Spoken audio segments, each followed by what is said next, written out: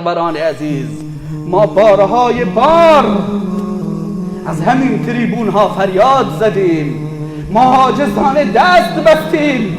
این نیروهای مسلح نکشید، شما رو به خدا نکشید، این سوخت بران بی‌دفاع رو نکشید.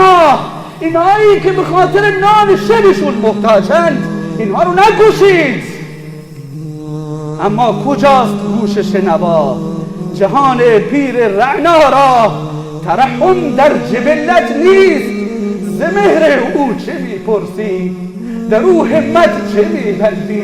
الا یوسف مصری که کندت سلطنت مغرور، پدر را باز پرس آخر کجا شد مهر فرزندی؟ وقتی میخواهید به سوی این سوخت بران عزیز قلب اینها رو نشانه بگیرید، قبلش فکر بکنید که اینها مادران سینه سوخته ای دارند، اینها مادران چشم انتظاری دارند که وقتی فرزندانشون راهی مرزها میشن، این مادران دل در سینه ندارند، منتظرند که بار دیگر فرزندانشون رو به آغوش بکشند. اما شما جنازه های آغشته به خون رو برای اونها کادو میفرستید.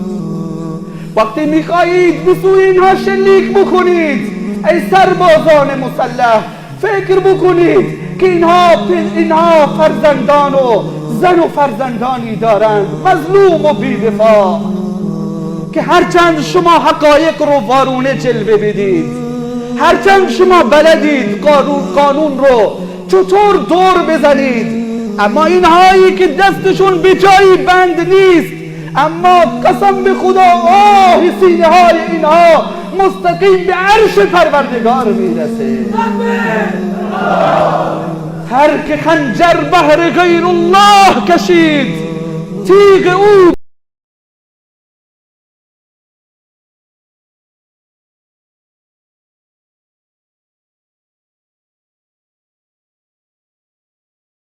میکنه.